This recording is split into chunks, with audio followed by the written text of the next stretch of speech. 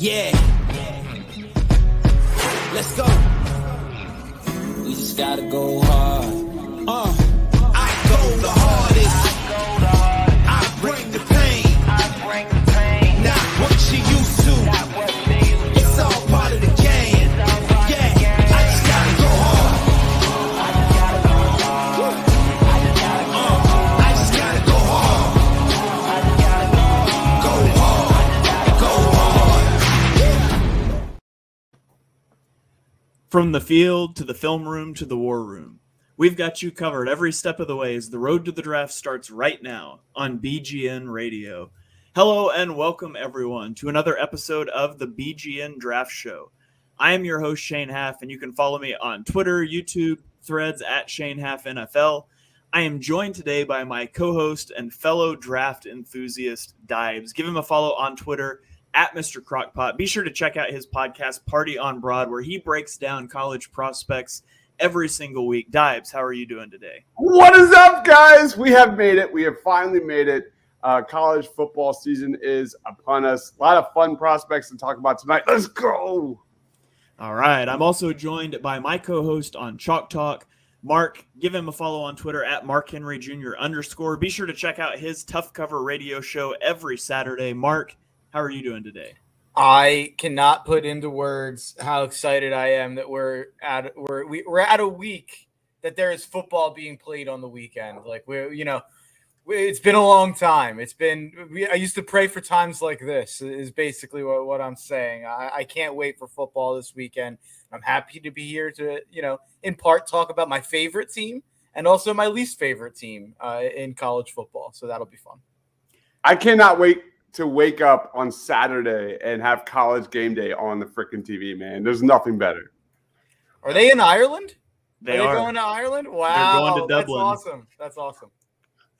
All right, so here's how this show is going to work. Each week, each one of us is going to give you an Eagles prospect profile, a guy we think the Eagles could be interested in. Probably not many quarterbacks, but somebody that the Eagles might be interested in the draft, names that you can watch for on Saturday or Thursday or whatever day it might be. Then each of us is going to pick a player of the week in a player of the week segment. And we're going to keep score throughout the season. Who gets the most player of the weeks correctly? Then Mark is going to give us a lock of the week from a football gambling perspective, and we will break down the biggest game of the college football week. If you can watch one game, this is the game you should watch, and we'll tell you everything you need to know about it. So we're going to start off with our Eagles prospect profiles, and I'm going to lead us off today, and I'm going to talk about offensive tackle Blake Fisher from Notre Dame. Blake Fisher was a 4-star recruit coming out of high school who only played in 2 games as a freshman, but he played 12 games last season at right tackle. Again, the Eagles could be looking for a right tackle to replace Lane Johnson down the road. We know they like to go this direction early in the draft. He is 6'6". Our graphic says 310 pounds. I saw 327 listed on the Notre Dame website. We know that gets embellished sometimes, but he is a big guy. He allowed 7 hurries, 3 hits, and 5 sacks in 2022. His strengths, I think he's really light on his feet for a guy that's his size. He's got good height and athleticism. He's got good block targeting on the move in the running game, which we know the Eagles like to get their guys on the move in the running game. He is a smart player who reacts to pass rush games, stunts and twists, and blitz as well. And he is powerful once his hands are on you. And I do think he's a little late off the snap at times, and he's not the best at mirroring speed rushers sometimes. There's some technical refinement that you could look for in his game. I think he's probably, right now going into the season, he's probably like a second-round pick, but he's got first-round potential, and he's a guy that could see his stock rise this season with good performances on Saturdays. Dibes or Mark? Mark, you're the Notre Dame fan. Dibes, you're the draft fiend. Do either of you have anything that you want to add on Blake Fisher? Before I'll let Dibes go deep, but I'll just kind of say from Notre Dame circles, they talk about this guy like they think he can be like a top 10, top 15 pick, down the line. Like this is a guy who they think is going to be an absolute blue chipper this year and going forward at the next level. And obviously he's across from Joe Alt, which makes your job a lot easier when you're, on a line with someone else who's generational. But the way Notre Dame people talk is, oh, we have two elite tackles. It's not Joe Alt and then a drop off to Blake Fisher. But then you go look at some draft sites and they have him, late day 2, maybe even day 3. So it's hard to get a gauge at this point exactly where value is going to be, in 15 months, 16 months. But I feel like there's a big gap there from what I'm seeing within Notre Dame circles and then kind of within draft circles. Yeah, one of the most underrated offensive tackle prospects in this draft. I fully agree with that assessment, Shane. First round upside for sure. And like Mark said, 2023 will dictate that. I mean, he wasn't in my top 5 offensive tackles in this class as of right now because there are some heavy hitters with a Joe Alt, with a JC Latham, with the Olu Fashanu. But, I think Blake Fisher is right there. And we'll see. And here's a fun fact. He was a higher recruit than Joe Alt in the same freaking recruiting class. So people kind of forget. People kind of have this guy in that shadow of Joe Alt, who by all means, Joe Alt's going to be a top 5 pick, most likely. He's that good of a prospect. But Blake Fisher, if he puts it all together, man, this guy could rise up the boards. Absolutely one of the more underrated prospects in the 2024 class. All right, Dibes, you throw out your guy now. Who is your Eagles prospect to keep an eye on this weekend? I went Mario Williams. We're going to go slot receiver. You look at Quez. I don't know, what, the longevity of Quez in this Eagles offense is down the road. More likely the Eagles will not be able to kind of keep him on this roster. Another team will probably throw more money at him. But slot receiver, he's very small, 5'9", 175 pounds. This guy's more so, a kind of a day 3 kind of dude. But he's a very good prospect. Jordan Addison is off to the NFL. This is his time to shine. Caleb Williams, we already know all about Caleb Williams. But he's Mario Williams is this like compact ball of energy, great twitch, great short area quickness, just splices through coverage with ease, run after the catch threat. Again, major size limitations, 5'9", 185 pounds. But I'm interested to see what this kid can bring. So he's got a newcomer that just transferred to USC, who will probably get more targets. But Mario Williams is definitely one to watch and maybe underrated. I don't know. All right, we've got a Notre Dame offensive tackle, a USC wide receiver. Mark, who's your Eagles target to keep an eye on this weekend? Yeah, I mean, it's bizarre to say someone on the USC defense because I know that this isn't necessarily a college football podcast. It's more of a draft podcast. But the storyline for USC's season is your defense just has to be below average. And Shane, you've heard this story a lot. I know, as an Oklahoma Lincoln Riley fan, you're going to have a top 3 to 5 offense. You have a generational quarterback in Caleb Williams, even more so, I think, than what Lincoln Riley had in guys like Kyler and Baker and Jalen in terms of what they did in college. I think Caleb's more skilled. What USC needs is just a passable defense. Just don't be atrocious. Don't be an abomination. And a big part of what they're going to need to, improve on is their secondary. All that they had in their secondary last year was one guy, and it was Kalen Bullock. They need guys around him to help him out. They need guys, especially transfers at the cornerback position for USC, are really going to have to step up. They were brutal last year at corner. Kalen Bullock had to cover up a lot of kind of inefficiencies in their Alex Grinch defense, which seems to always have inefficiencies. But Kalen Bullock has played 2 years at USC, and he's a third-year player. Like he didn't redshirt. He didn't have a year where he barely played. He basically played almost starter-level snaps in 2021 as a freshman. 473 snaps, 4 pass breakups, 2 interceptions, 77.5 QB rating when targeted. And then last year is when he really kind of excelled and made a name for himself in terms of the draft, industry. He played in 13 games, logged 784 snaps, 4 pass breakups, 5 interceptions.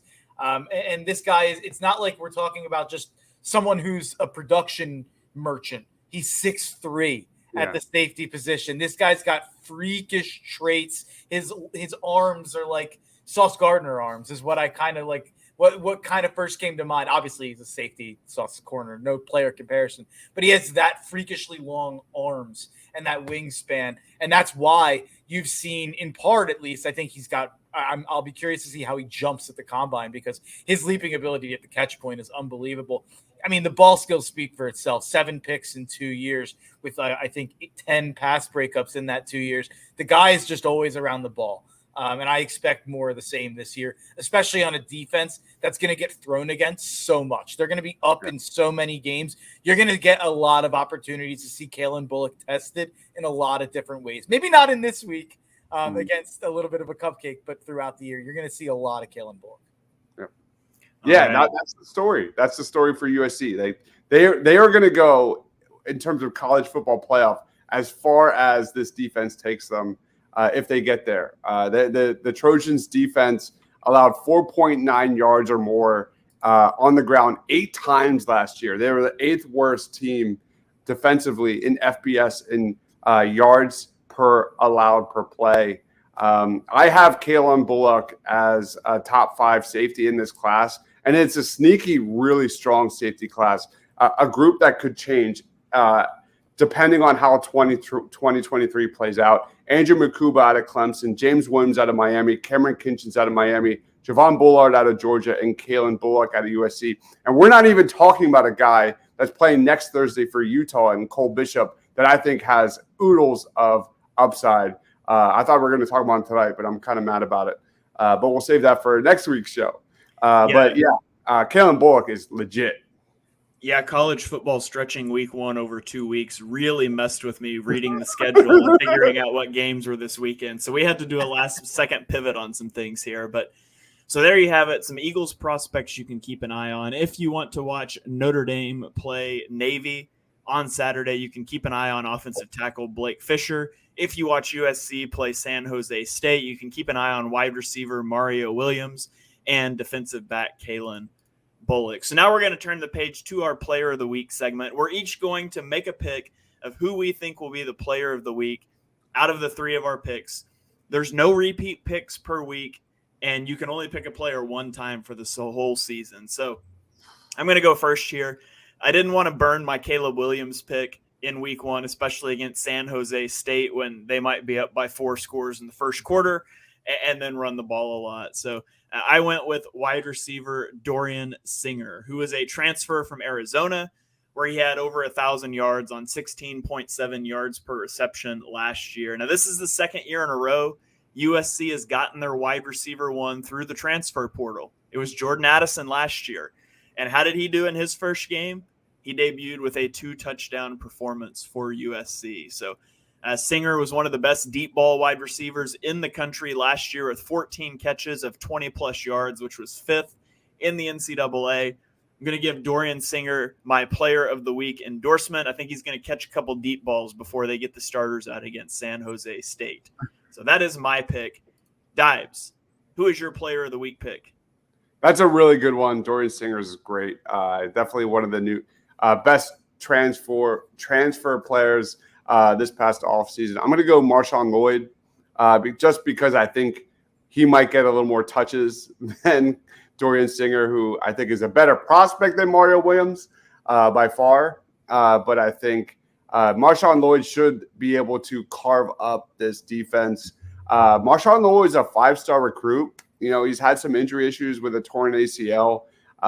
He transferred to USC, I think from South Carolina, I believe. But he's looked really good in spring practices. He's got the ability to make defenders miss with ease. He's a playmaker, lightning, quick feet in the open field.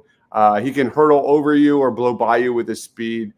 This guy is going to lead the Pac-12 in forced missed tackles, no doubt about it. So Marshawn Lloyd is my pick. I think he's a no-brainer. All right, so 2 guys from USC, San Jose State. Mark, are you going to make it all 3 from the same game, or are you going somewhere different? Who's your player of the week projection? I'm going to go somewhere different. I'll go to the Notre Dame Navy game. And I'm still in a honeymoon period here with Sam Hartman as Notre Dame's quarterback.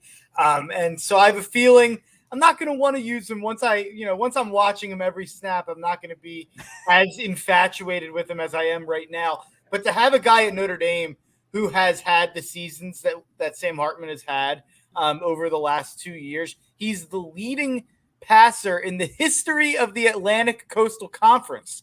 Like at Wake Forest, he played 5 years. The guy's going to turn 25 during this college season. Like, they have a veteran playing quarterback at Notre Dame. And for so long, Notre Dame has really lacked at the quarterback position, whether it be Ian Book, whether it be after Ian Book, Drew Pine came along. Jack Cohn was a 1-year transfer and a stiff in the pocket. But all those guys were prospects, or all those guys were transfers that, didn't work out at their first place. So they were trying to figure it out at Notre Dame. This guy is not a guy like that. He was the prized possession of the transfer portal. He was one of the 2 or 3 biggest transfers of the entire offseason. So I'm pumped about Notre Dame, or I'm pumped about Hartman going here. And Navy has a terrible team. Navy is going to be bad this year. Their first-year head coach. They're going away from the triple option. They're changing the scheme on defense. This is going to be a rough game for Navy. If Notre Dame, we're obviously going to get to picks, but I definitely think that this is an opportunity for Notre Dame's offense and their new offensive coordinator, Gerard Parker, who has taken a lot of guff all offseason because not exactly the sexiest move for Notre Dame to hire their tight ends coach as their offensive coordinator and play caller after they refused to pay $3 million for a buyout for our offensive coordinator from Utah. I'm complaining. But I think they'll have a little bit of room to go out and flex their muscles. So Sam Hartman is my player of the week. All right. Good pick there. Although Navy, triple option team, might shorten that game down a little bit. I remember. No, they're not running it anymore. Are they not? This is their first year. They're not running it. They have a new coach, new system on offense and defense. Are you sure? I thought the coach said that they were going to retain the triple option. From what I was reading, they were doing normal pro style offense. Interesting. Okay, I was going to say I just remember an Army OU game where a few years ago where OU got like 6 possessions the entire game because Army was going on like 24 play drive. It was ridiculous. So, okay.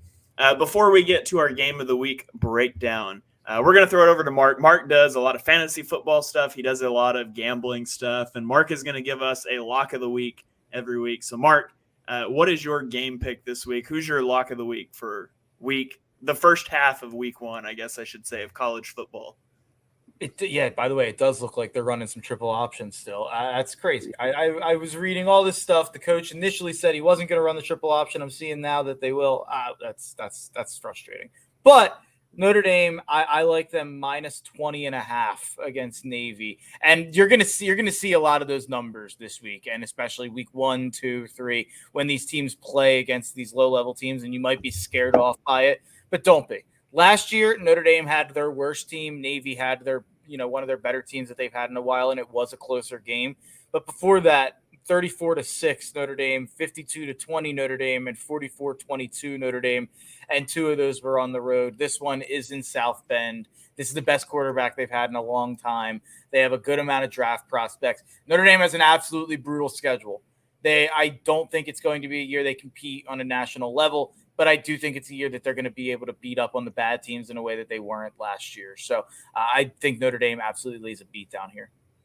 I do like the over as well, but not as much now that I know about the triple. That Notre Dame schedule is brutal with, obviously Clemson.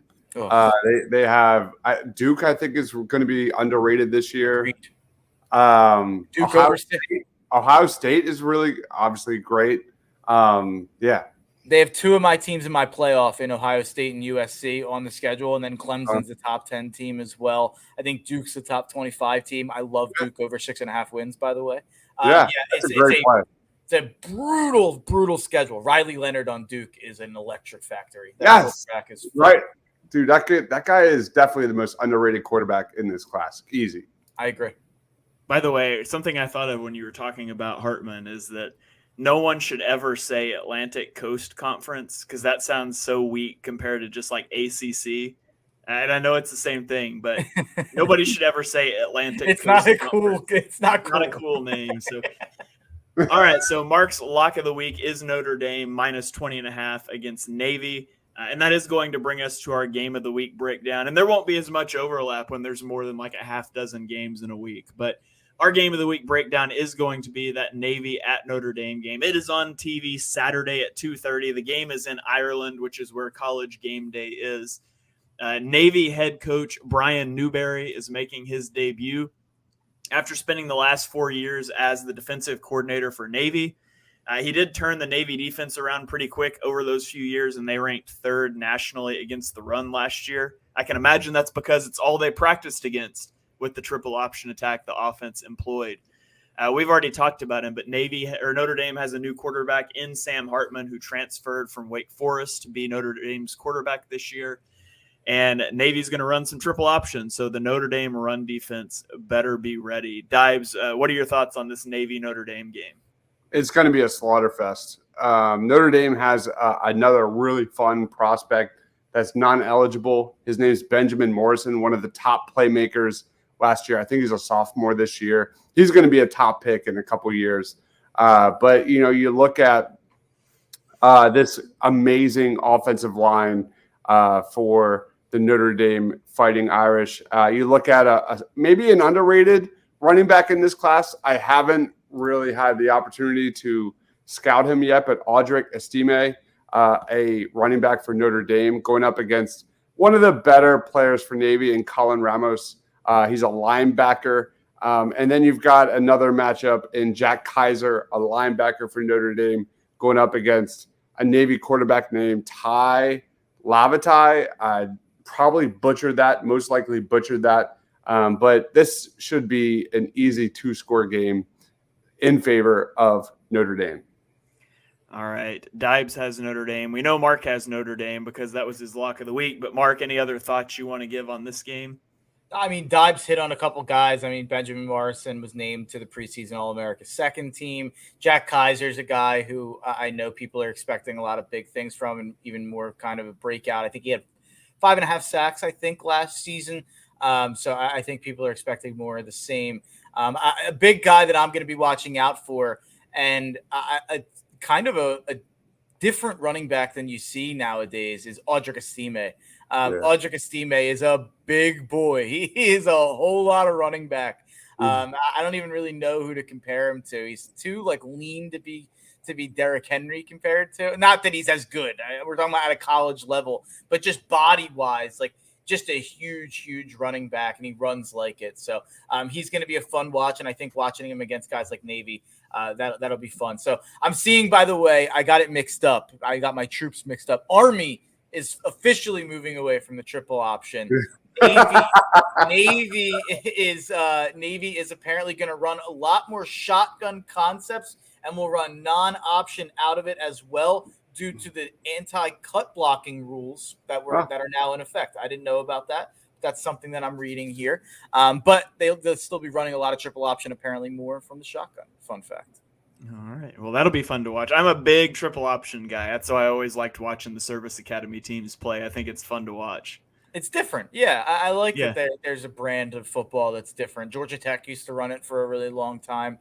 They don't anymore.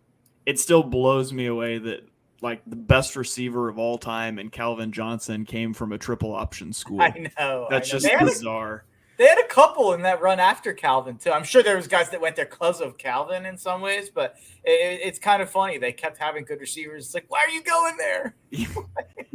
for two targets a game. But yeah. All right, so we are unanimously picking Notre Dame at Navy. Hopefully our game of the weeks will not often be games with a 20-plus point spread. But like I said, it's cupcake central for the first few weeks of the season. This is gonna be a 3-parter next week because there's some bangers next week. Woo!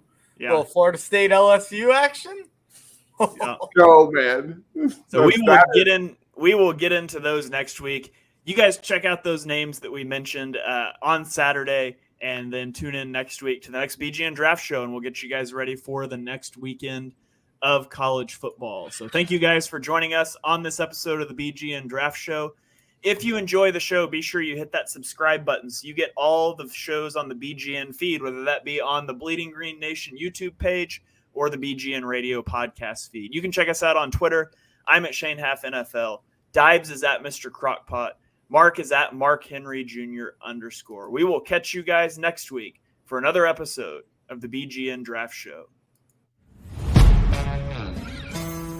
Yeah. Let's go. We just gotta go hard.